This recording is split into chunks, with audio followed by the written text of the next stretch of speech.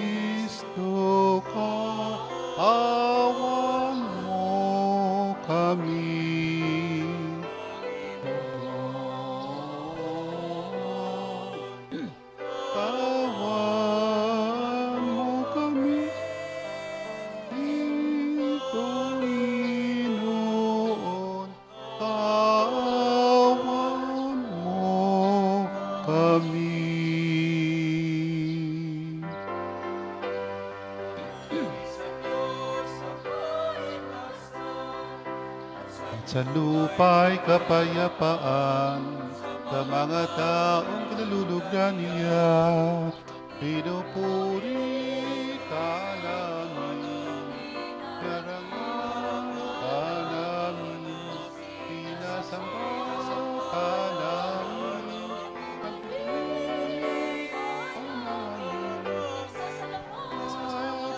ka namin, dahil sa dakila mo, ang kapuritan. Panginoong Diyos, Hari ng langit, Diyos amang makapangyarihan sa kalikasan. Panginoong Jesucristo, bugtong na anak, Panginoong Diyos, Kordero ng Diyos, anak ng Ama.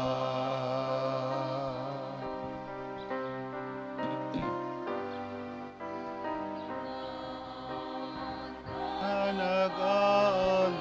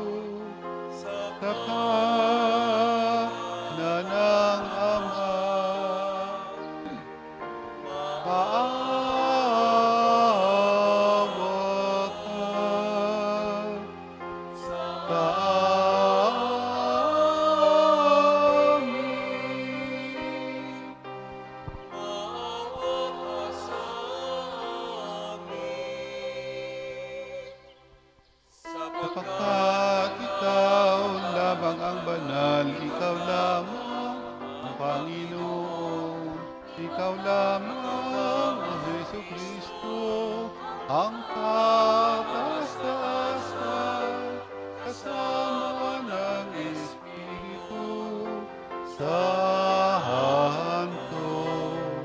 dakilaan ng Diyos Ama. Amen.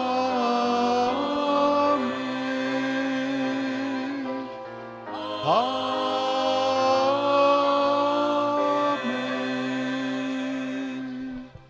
Manalangin tayo. Ama naming makapangyarihan, ang iyong kapurihan ay inaawit ngayon ng mga hindi pa makapagsalitang sanggol, na hindi tinig kundi sariling buhay ang sa iyo'y iniukol. Ipagkaloob mong ang pananampalataya namin ay maipahayag sa aming pagsasalita at gawaing ginaganap. Sa pamamagitan ni Jesucristo kasama ng Espiritu Santo, magpasawalang hanggan. Amen. Pagbasa mula sa unang sulat ni Apostol San Juan. Mga pinakamamahal, ito ang aming narinig kay Jesucristo at ipinahahayag namin sa inyo. Ang Diyos ay ilaw at walang anumang kadiliman sa Kanya. Kung sinasabi nating tayo'y kaisa niya, ngunit namumuhay naman sa kadiliman, nagsisinungaling tayo at hindi namumuhay sa katotohanan. Ngunit kung namumuhay tayo sa liwanag, kung paano siya'y nasa liwanag, tayo'y nagkakaisa at nililinis ng dugo ni Jesus ang kanyang anak sa lahat ng kanyang kasalanan. Kung sinasabi nating tayo'y walang kasalanan, dinadaya natin ang ating sarili at wala sa atin ang katotohanan. Kung ipinapahayag natin ang ating mga kasalanan, maaasahan nating ipatatawad sa atin ng Diyos ang mga ito at lilinisin tayo sa lahat ng ating kasalanan sapagkat siya'y matuwid. Kung sinasabi nating hindi tayo nagkakasala, ginagawa nating sinungaling ang Diyos at wala sa atin ang kanyang salita. Mga anak, isinusulat ko ito sa inyo para hindi kayo magkasala.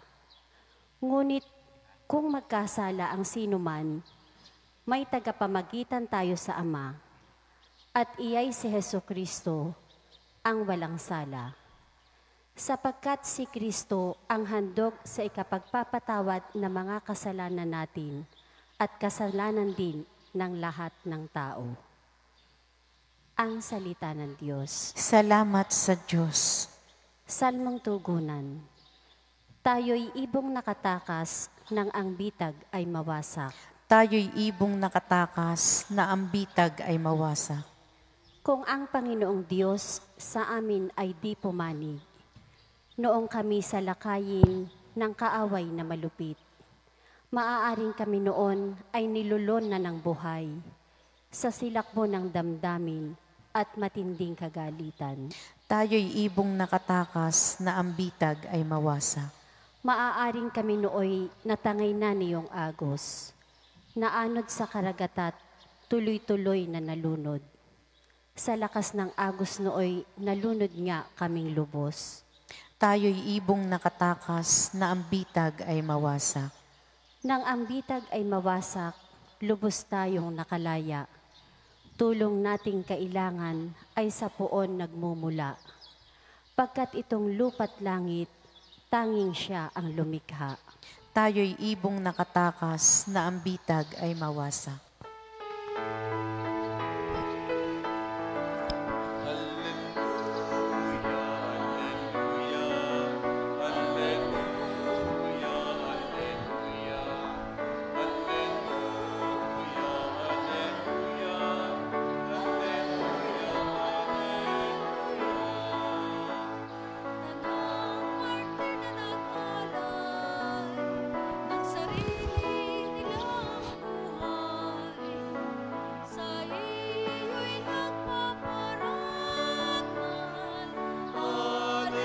Hallelujah, hallelujah, hallelujah, hallelujah, Hallelujah. Hallelujah. Hallelujah. Hallelujah. Hallelujah. Sumayin niyo ang Panginoon. At sumaiyo rin. Ang mabuting balita ng Panginoon ayon kay San Mateo. Papuri sa iyo, Panginoon. Pagkaalis ng mga pantas, napakita kay Jose sa panaginip ang isang anghel ng Panginoon. Sinabi sa kanya, "Magbangon ka, dalhin mo agad sa Ehipto ang mag-ina. At huwag kayong aalis doon hanggat hindi ko sinasabi sa iyo, sapagkat hahanapin ni Herodes ang sanggol upang patayin." Kaya dali-daling bumangon si Jose at ng gabing iyo'y dinala sa Ehipto ang mag-ina. Doon sila tumira hanggang sa mamatay si Herodes. Nangyari ito upang matupad ang sinabi ng Panginoon sa pamamagitan ng propeta. "Tinawag ko ang aking anak mula sa Ehipto." Galit na galit si Herodes nang malamang siya'y napaglalangan ng mga pantas. Kaya't ipinapatay niya ang mga batang lalaki sa Bethlehem at mga palibot na puok, lahat ng may gulang na 2 taon pababa, alinsunod sa panahon ng paglitaw ng tala na natiyak niya sa mga pantas. Sa gayon ay natupad ang sinabi ni Propeta Jeremias, "Narinig sa Rama ang malakas na panaghoy, tinatangisan ni Raquel ang kanyang mga anak. Hindi niya maaliw sa tindi ng kalungkutan dahil sa pagkamatay nila." Ang mabuting balita ng Panginoon. Pinupuri ka namin, Panginoong Hesukristo. Gandang umaga po sa ating lahat. At para maghirap bumati ng Merry Christmas ngayon. 3 araw lang nakakalipas, lahat buong mundo ay nagdiwang. Consciously or unconsciously, directly or indirectly, dahil kahit hindi Kristiyano ay nagki-Christmas na rin. Merry Christmas talaga. Pero ngayon 3 araw lang nakalipas, parang hirap bumati ng Christmas.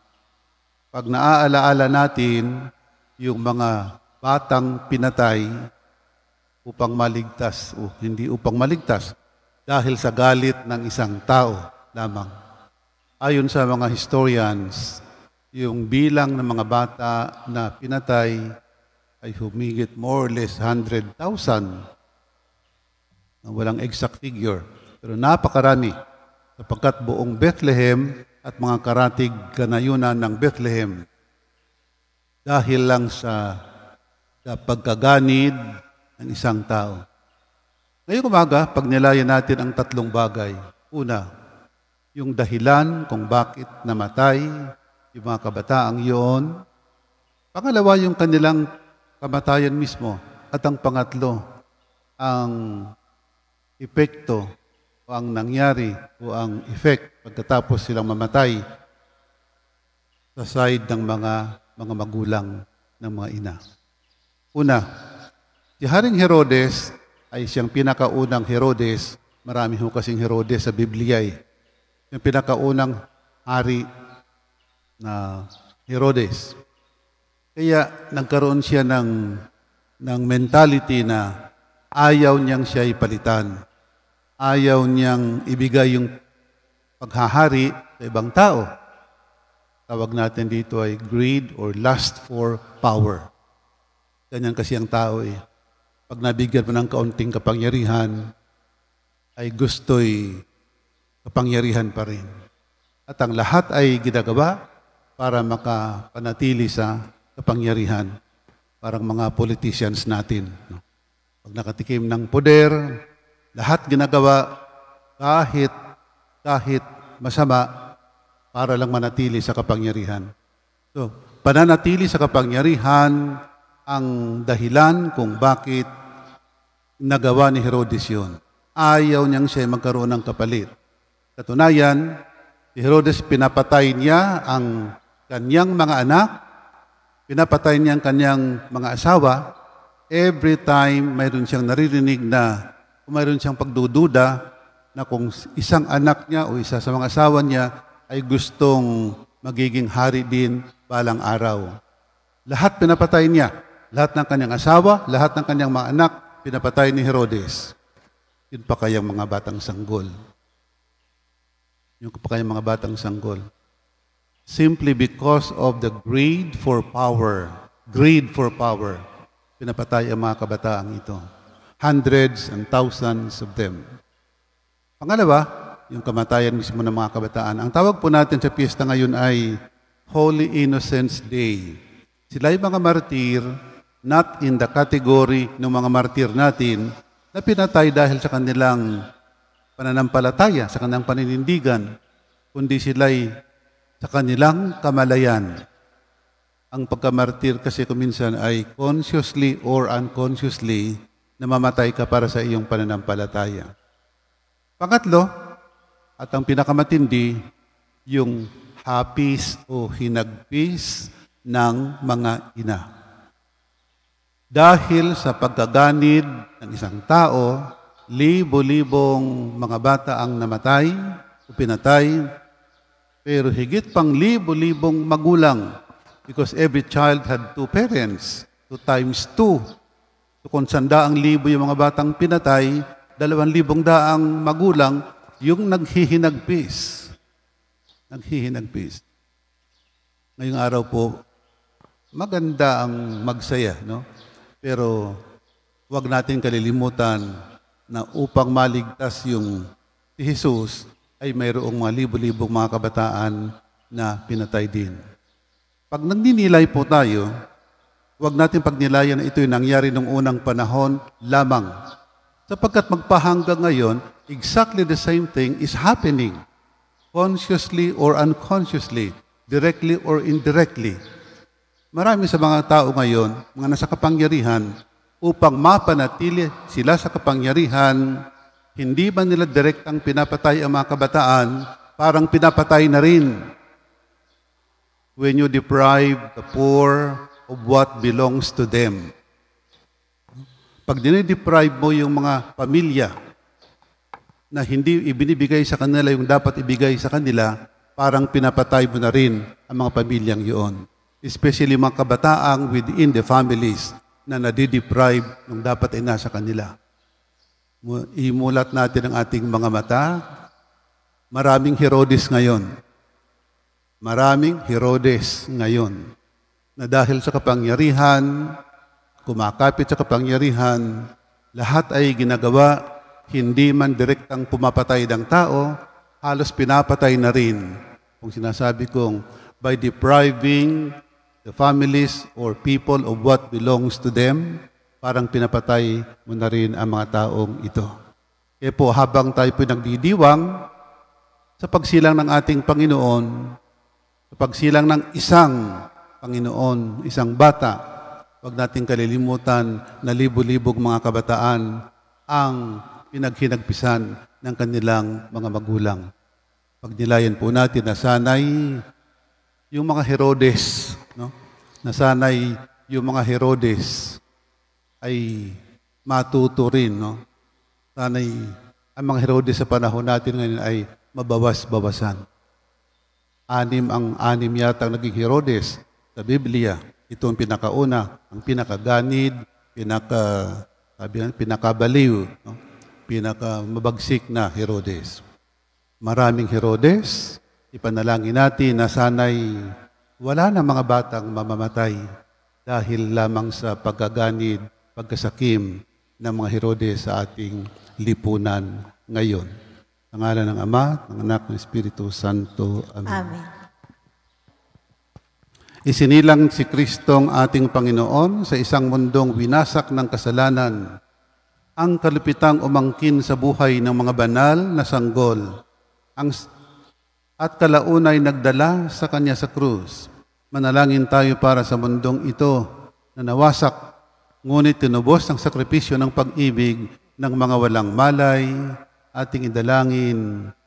Sa pamamagitan ng dugo ng mga martir, dinggin mo kami, O Panginoon. Sa pamamagitan ng dugo ng mga martir, dinggin mo kami, O Panginoon.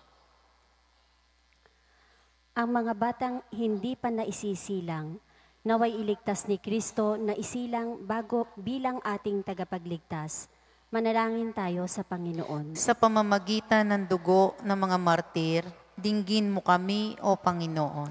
Ang Diyos na siyang bukal ng lahat ng buhay, naway magdala ng katapusan sa paglalaglag ng mga sanggol sa sinapupunan at sa lahat ng anyo ng karahasan sa ating mundo.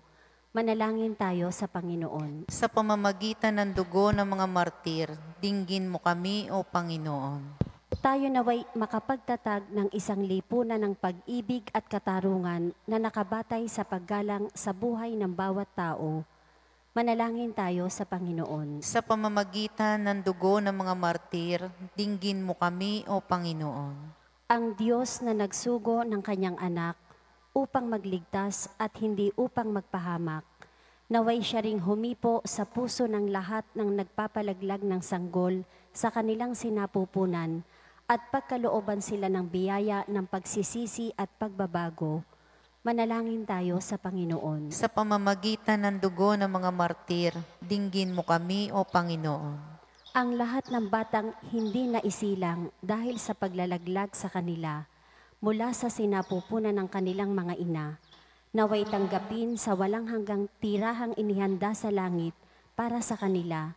Manalangin tayo sa Panginoon. Sa pamamagitan ng dugo ng mga martir, dinggin mo kami, O Panginoon. Mahabagin at butihing Ama, tanggapin mo ang aming mga panalangin sa aming pagsisikap na unawain ang hiwaga ng dugo ng walang malay. Tulungan mo kaming laging alalahanin ang ipinako sa krus at muling nabuhay na anak mo na nabubuhay at naghahari magpasawalang hanggan. Amen.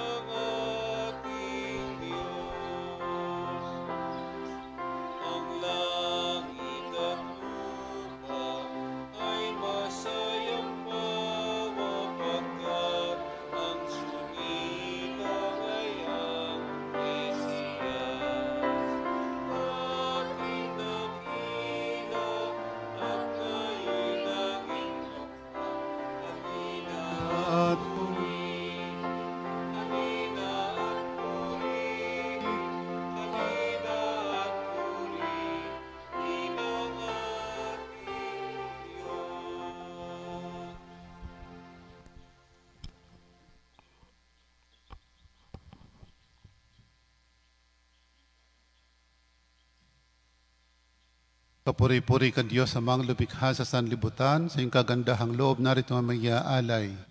Mula sa lupa't buwan ng aming paggawang tinapay nito para maging pagkaing nagbibigay buhay. Kapuri-puri ang poong may kapal, ngayon at kailanman.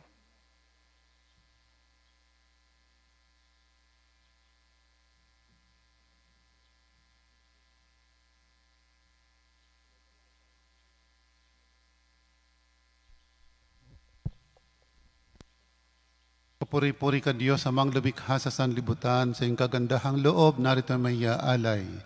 Mula sa katas ng ubas at bunga ng aming paggawa ang alak na ito para maging inuming nagbibigay ng iyong espiritu. Kapuri-puri ang poong may kapal, ngayon at kailanman.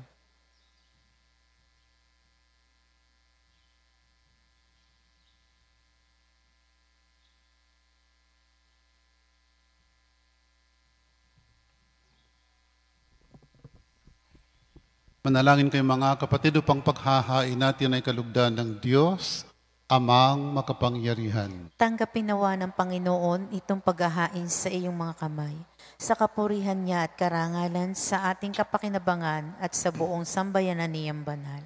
Ama naming lumikha, tanggapin mo ang aming mga alay sa paglilingkod namin sa iyo.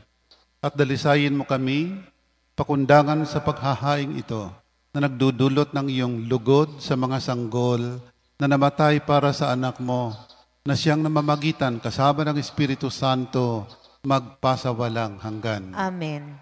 Sumainyo ang Panginoon. At sumaiyo rin. Itaas sa Diyos ang inyong puso at diwa. Itinaas na namin sa Panginoon. Pasalamatan natin ang Panginoong ating Diyos. Marapat na siya ay pasalamatan. Ama naming makapangyarihan, tunay kong marapat ikaw ay aming pasalamatan.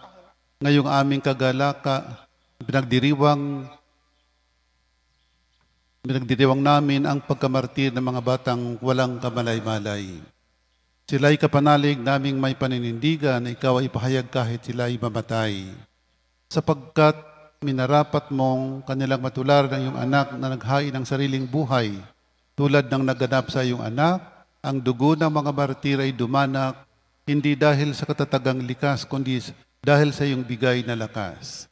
Kaya kaysa ng mga anghel ang sisiawit ng papuri sa iyo, nang walang humpay sa kalangitan, kami nagbubunyi sa iyong kadakilaan. Ama naming banal, ikaw ang bukalang tanang kabanalan, kaya't sa pamamagitan ng Espiritu gawin mong banal ang mga kaloob na ito, upang para sa amin maging katawan at dugo ng aming Panginoong Hesukristo. Bago niya pinagtiis ang kusang loob na maging handog, hinawakan niyang tinapay, pinasalamatan kanya, pinaghati-hati niya yon. Niabot sa kanyang malagad at sinabi, tanggapin yung lahat ito at kanin. Ito ang aking katawan na ihahandog para sa inyo.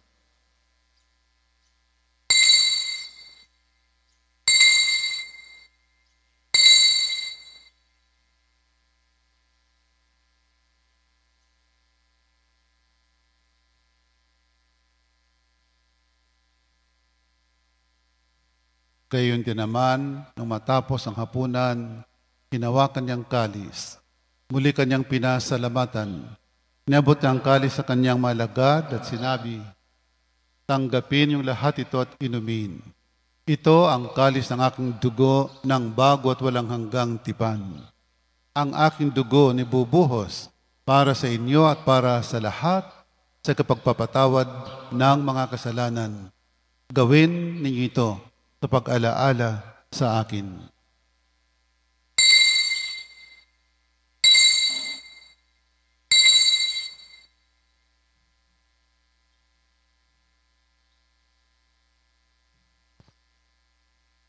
Ipagbunyi natin ang misteryo ng pananampalataya.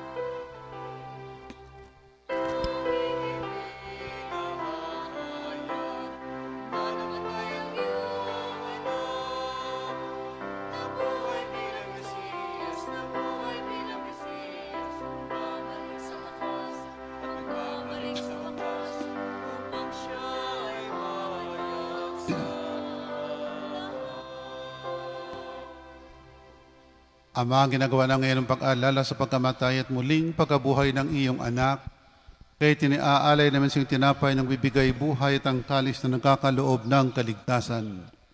Kami nagpapasalamat dahil kami iyong minarapat at tumayo sa harap mo para maglingkod sa iyo. Isinasamo namin kaming magsasalo-salo sa katawan at dugo ni Kristo'y mabuklod sa pagkakaisa sa pamamagitan ng Espiritu Santo. Ama, lingapin mo yung simbahang laganap sa buong daigdig. Puspusin mo kami sa pag-ibig. Kaysa ni Francisco naming Papa, ni Gilbert na aming Obispo at ng Tanang Kaparian. Alalahan ng mga kapatid naming nahimlay na may pag-asang sila'y muling mabubuhay. Gayon din ang lahat ng mga pumanaw. Kawan mo sila't patuloyin sa iyong kaliwanagan. Kawan pakindapatan kaming lahat na makasalo sa iyong buhay na walang wakas. Kaysa ng mahal Birheng Maria na ina ng Diyos, kaysa ng Poong San Jose na mga apostol at ng lahat ng mga banal na namuhay dito sa daigdig ng kalugod-lugod sa iyo.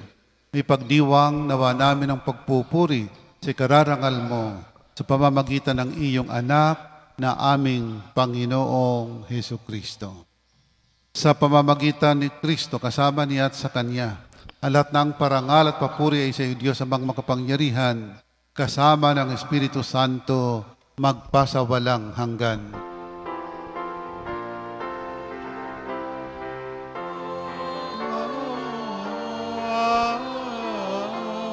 Amen.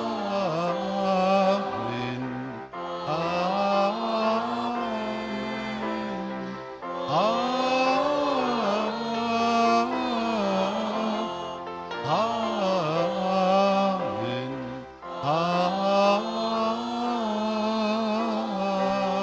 Amen.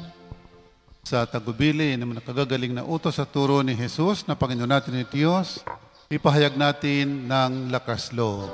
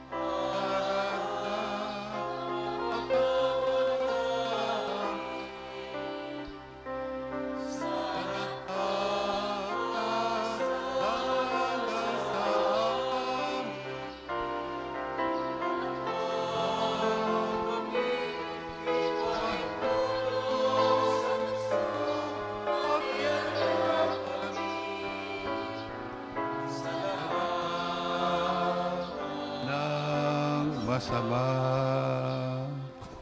Hinihiling namin kami adya sa lahat ng masama, pagkalooban ng kapayapaan araw-araw, iligtas sa kasalanan, at ilayo sa lahat ng kapahamakan, samantalang aming pinananabikan ang dakilang araw ng pagpapahayag ng tagapagligtas naming si Heso Kristo.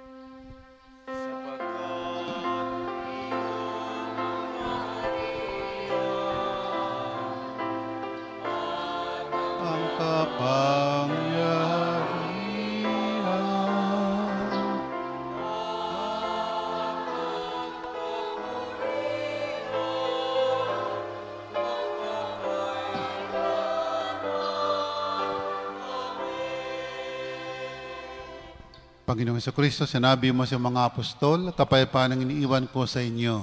Ang aking kapayapaan binibigay ko sa inyo. Tunghayan mong aming pananampalataya at huwag ang aming mga pagkakasala.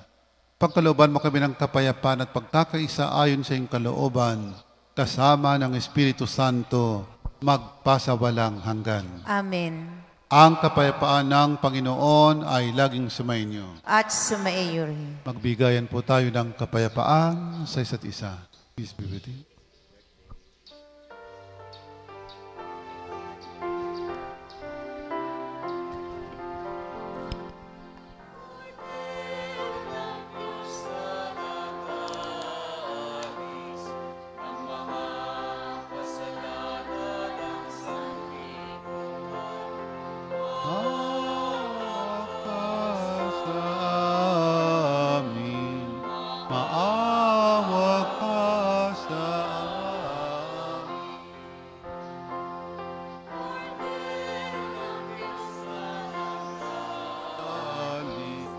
ng mga kasalanan ng sanlibutan, maawa ka sa amin, maawa ka sa amin.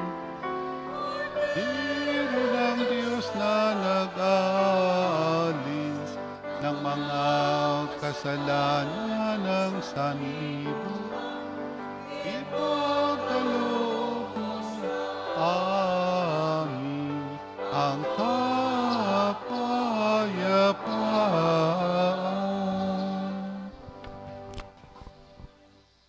Mga kapatid, narito si Kristo, ang kordero ng Diyos, na nag-alis sa mga kasalanan ng sanlibutan. Mapalad tayong nanyayahan sa kanyang piging. Panginoon, hindi ako karapat-dapat na magpatuloy sa iyo. Ngunit sa isang salita mo lamang ay gagaling na ako.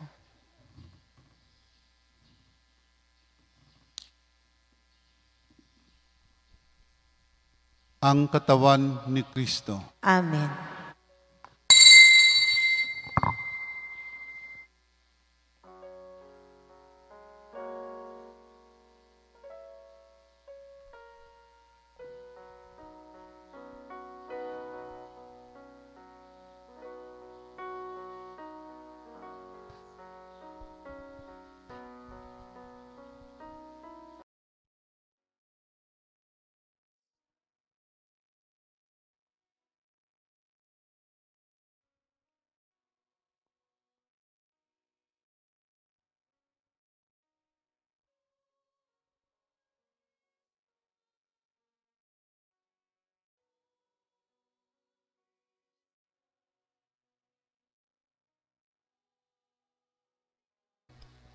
Manalangin tayo.